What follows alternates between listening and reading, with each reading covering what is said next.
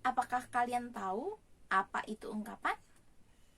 Apakah kalian tahu arti dari buah tangan, buah hati, kutu buku, dan tangan kanan?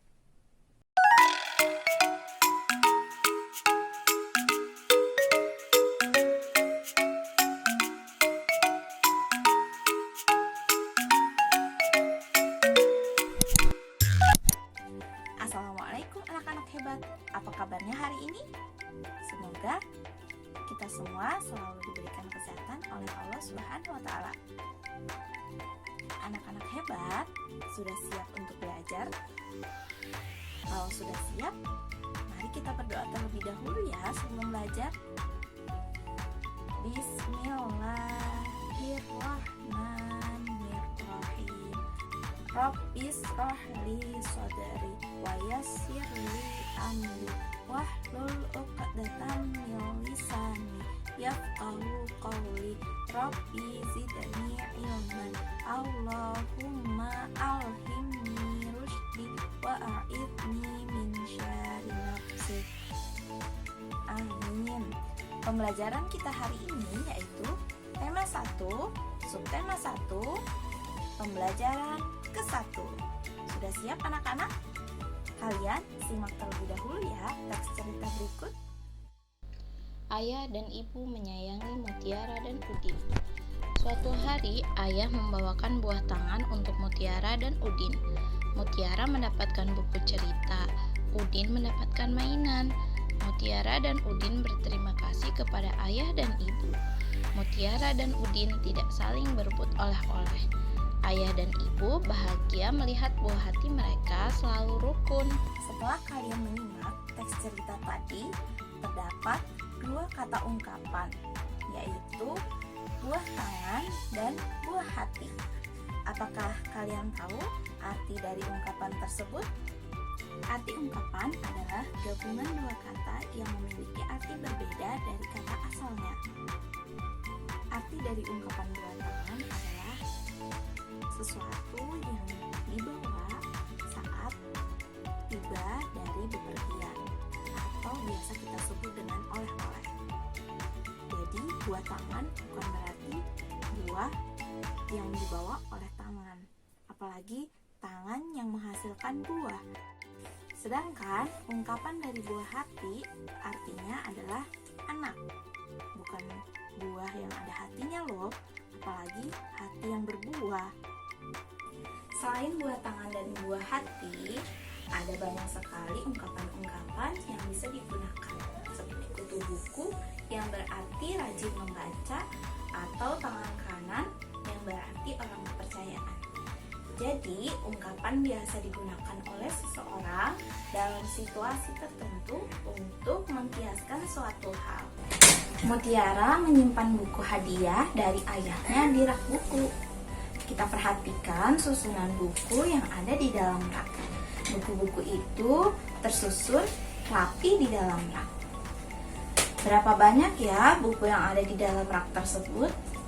Bagaimana agar kita lebih mudah di dalam menghitung buku-buku di dalam rak tersebut? Sekarang kalian perhatikan buku-buku yang ada di dalam rak. Buku-buku yang ada di dalam rak kita kelompokkan ya menjadi beberapa kelompok. Satu kelompok berisi 10 buku. Satu kelompok sama dengan 1 puluhan. Nah, sekarang kalau ada 5 kelompok buku, berarti sama dengan, betul sekali, 5 puluhan, atau dapat kita tulis dengan 50. Sekarang kalian perhatikan contoh berikut ini. Terdapat 5 kelompok buku atau 5 tumpukan buku. Satu tumpukan berisi 10 buku. Berarti sama dengan berapa puluhan? Betul sekali, 5 puluhan. Maka kita tulis 50. Kemudian ditambah dengan satu tumpukan lagi berisi 7 buku. Maka dapat kita tulis dengan angka 7. Kalau kita gabungkan 50 dan juga 7, maka dapat kita tuliskan sebagai berikut. 57. Coba kalian amati gambar kubus berikut ini. Satu kubus dikatakan sebagai satu kubus satuan. Kalau kita tambahkan lagi kubusnya menjadi 10, maka kita sebut sebagai kubus puluhan. Kalau kita jadikan kubus tadi berjumlah 100, maka kita sebut kubus ratusan. Bagaimana teman-teman? Sudah paham? Coba teman-teman perhatikan. Terdapat 100 kubus ditambah dengan 30-an kubus dan ditambah dengan 8 kubus.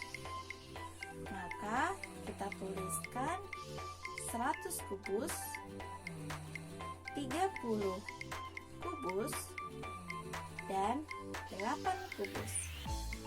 Kalau kita gabungkan menjadi 138. 138.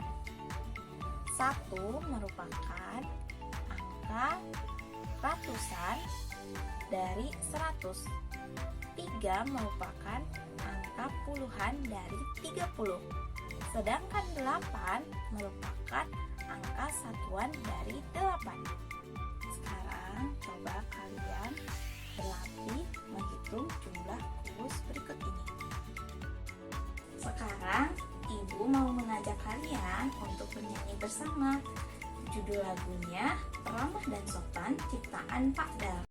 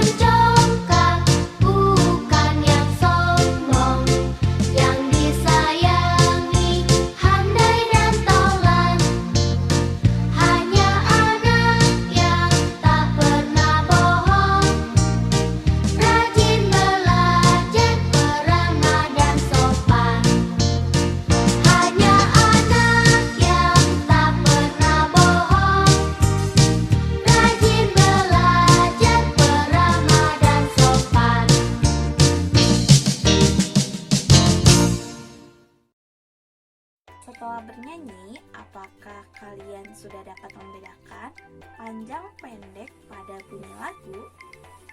Bunyi yang panjang terdengar lebih lama dibandingkan bunyi yang pendek.